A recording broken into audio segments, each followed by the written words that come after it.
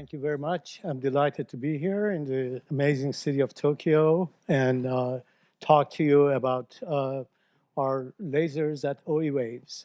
Uh, today we've heard a number of very interesting talks about quantum computing, about quantum communication, distributed quantum computing networks, and also sensors have been mentioned.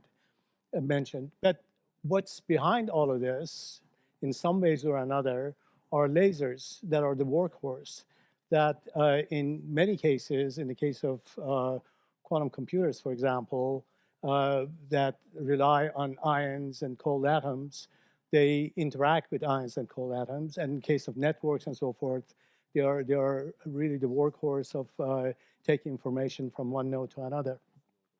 So what I would like to talk to you about is mention very quickly why this is important and what it is that we do. What's uh, the noise of the laser? What impact does it have on the operation of all these systems?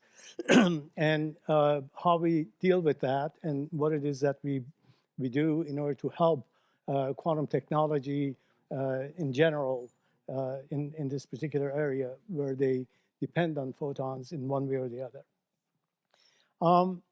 So the laser noise is really one of the important parameters that determines, for example, the fidelity of the qubits and has an impact on virtually all of these applications that I mentioned to you. And ideally, in systems that use lasers, you want to be limited, especially if they involve atoms and ions, you want to be limited only by spontaneous emission noise or shot noise. But that really doesn't happen because limitations from the laser noise interfere with that. And in particular, it turns out that not only the laser itself, the fundamental noise of the laser or the intrinsic noise of the laser is an impediment in these systems' operation and how well they would operate, but importantly, even how we use lasers to stabilize their frequency impacts. In particular, in the past couple or 3 years, it's been demonstrated that in the case of neutral atom systems, quantum systems, where Rydberg systems are used, Rydberg atoms are used, this is a very important consideration, and that really limits the fidelity of the qubits. So this is an important thing, and that's something that we've been trying to address. OE Waves itself is a company that was spun out of Jet Propulsion Laboratory of NASA and Caltech many years ago. And we have recently focused specifically towards photonic systems that come to the aid of quantum computing. An example of that, for example, this is the system for ytterbium ion, and it shows the lasers that are involved. I want to draw your attention to the clock transition, which is 435 nanometer. It turns out that lasers are not available readily at that wavelength, and people often have to double that, start with 871 nanometer, and double the frequency to get there. And why do you need this? Because the clock transition is a very narrow transition, and you have to have a laser with low noise that very efficiently interacts with the transition and excites it. This is both for excitation and readout. Our lasers are based on semiconductor lasers, and they're very small, and they're shown there in comparison to, for example, an iPhone. And we have other systems that are much larger.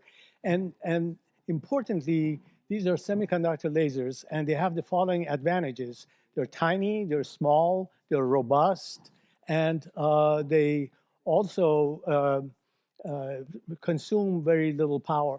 These are the things that impact the system, quantum systems, and makes it challenging to build systems that are really practical and can be used and become commercialized. In order to really commercialize a lot of these quantum systems, you have to overcome these kind of difficulties associated with the size, weight, and power of the lasers, as well as the stability, etc. And what I like to do is also point out to the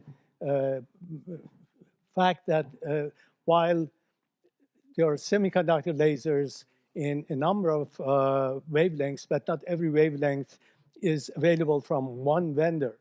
So it's very difficult for one company to provide all these different wavelengths for all the applications. So as you'll see, what we use is a system that allows us to get any semiconductor laser and turn it into something which is very ultra low noise. And this is done by using these cavities that are called whispering gallery mode resonators. These are tiny optical cavities the size of a millimeter or so, a couple of millimeters. And what happens is that light circulates on the perimeter of these very tiny cavities, and the loss is very small. When the loss is small, the quality factor is large, and as a result, the modes of the cavity are very narrow. And these narrow modes allow us to go ahead and use them as a way to actually reduce the noise of the laser. So the way it works out is that light goes through the cavity, and this is the cavity mode, and then we couple light with evanescent wave coupling is called. In this case, we use a tiny millimeter scale prism that allows the field from the prism to interact with the evanescent field of the cavity, and then light gets coupled into it. And after that, some of the light that is circulating in the cavity actually gets back scattered due to radio scattering into the laser, and through a process that's called self-injection locking, injection locks the emission of the laser to the mode of the cavity. This is something that we developed and patented many years ago, 8 years ago or so, at OE Waves, and it's extremely robust. And one value of it is that it doesn't have any electronics, so it's a completely all optical system. And once that interaction goes, then essentially the light that has been filtered by the cavity is fed back into the laser, and the mode of the laser collapses because of that, and the laser becomes very narrow line. Importantly, if we go ahead and use the type of cavities that are shown in here, by the way, these whispering gallery mode cavities come in different varieties. In this case, we have silicon microspheres and crystalline resonators, which is something we use at OUAs, the crystalline resonators. But they're also made out of wedge resonators, microtoroid resonators, and recently all kinds of different material used on PICs, photonic integrated circuits. But significantly, the quality factor of the crystalline cavity is the largest of any cavity that has been demonstrated. We've demonstrated quality factor of 10 to the 11, which is very large when you compare it to other systems. And having that kind of a quality factor, again, it means that the modes have very narrow bandwidth, and that narrow bandwidth provides a very good filtering capability. So here we show a semiconductor laser, which is at 1550 nanometers, and it is locked to the cavity, self-injection locked to the cavity. And as you can see, the noise of it, which is shown on the right side panel, and what we're seeing on the y-axis, this single sideband spectral density of the phase noise versus the Fourier frequency. And when we get a distributed feedback DFB laser, semiconductor laser, and look at its emission and measure its noise, is that red line that you see. And when we couple it to the microcavity, the Spring-Garrett mode resonator, we see that the noise is suppressed by 60 dB, by a factor of 1,000,000. And one of the advantages of this scheme is that you can take any laser at any wavelength that coincides, that falls within the transparency window of the microresonator, and use that to reduce its noise. This is very helpful because, as I mentioned before, different companies make different wavelengths, lasers with different wavelengths. So we can get those and use it with our crystalline microresonators, which have transparency windows typically that range from UV wavelengths all the way to IR wavelengths, and so we can take any laser essentially that falls within that transparency window and suppress its noise. As an example, this is a laser that we developed. This was under a DARPA project for a ytterbium ion clock. And what it shows is that we managed to reduce the noise of this laser. The phase noise is shown on the left-hand side. The frequency noise is shown on the right-hand side. And the noise that we achieved allows this laser to be locked at the level of 10 to the 14 stability at 1 second. And that's very important because this is not only you need to have a low noise laser to interact with the atom, but importantly, when you want to stabilize it, the level of stability that you can get has to do with how low the noise is. And in this case, as you can see, about 10 megahertz. At 10 megahertz, we go, or actually at 1 megahertz, we go below 1 hertz. So these are sub-hertz level lasers that are semiconductor lasers and in very small packages. This one has an output of 120 milliwatt, which is quite adequate for use for this clock, which was, as I said, an iron-based clock on a small PIC, photonic integrated circuit.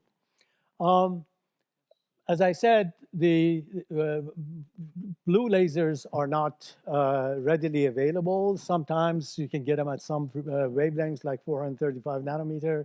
We could manage to get the semiconductor laser, and we coupled it to the resonator, and we got some performance out of it. We really couldn't measure the bandwidth of the laser very accurately because of the fact that it was in near UV, but it was on the order of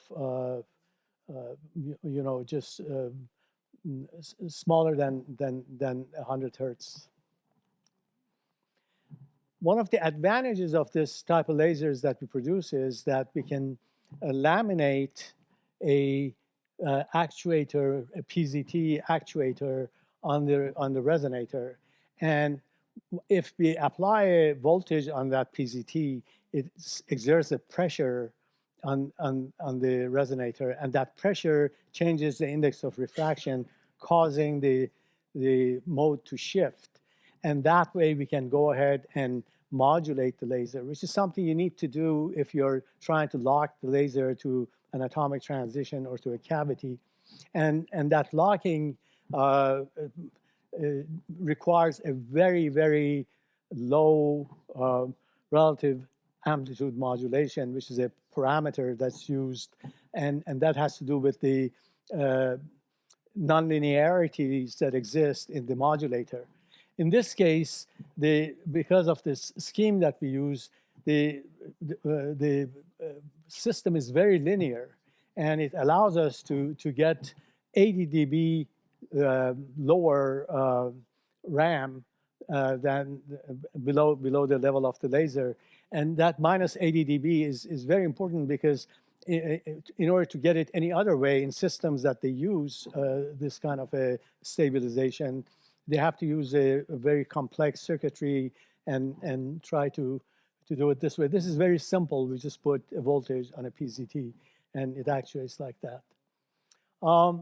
As I said, these systems, whether they're rubidium, calcium ion, strontium and strontium ion, ytterbium ion, and barium, all of these systems are being used in quantum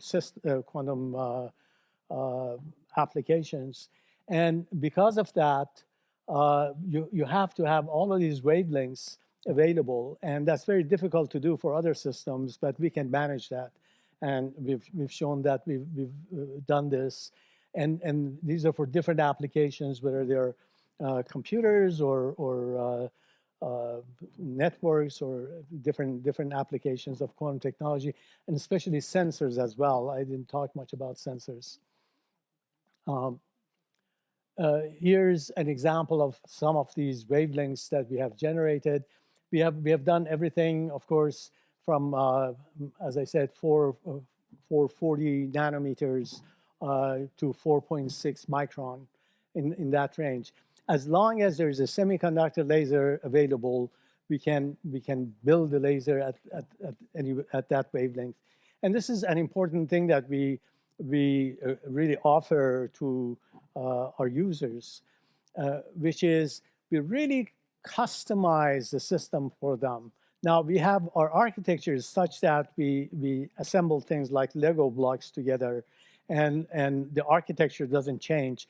But at the same time, it's amenable to customization as far as the wavelength is concerned. And that's something that we do, and is very useful. Finally, I like to talk about how do you measure the phase noise and frequency noise of the laser. And there are various different systems to be used for measuring of that. We have also come up with a system for the measurement of the noise of the laser, which has the highest performance, the lowest noise floor. And we can customize this again to any wavelength, or they're actually coming wavelength channels, and different wavelength channels to be covering different needs. And so in this way, not only we can provide the lasers to our users, but also the ability to measure the performance of the laser. And that's important, again, in complex systems such as quantum computers, that the noise that exists impacts the performance, but sometimes you don't know where the noise comes from. And this way, it allows the person to determine whether the noise is from the laser or not. So that's all I have to talk about, and I want to thank you for your attention.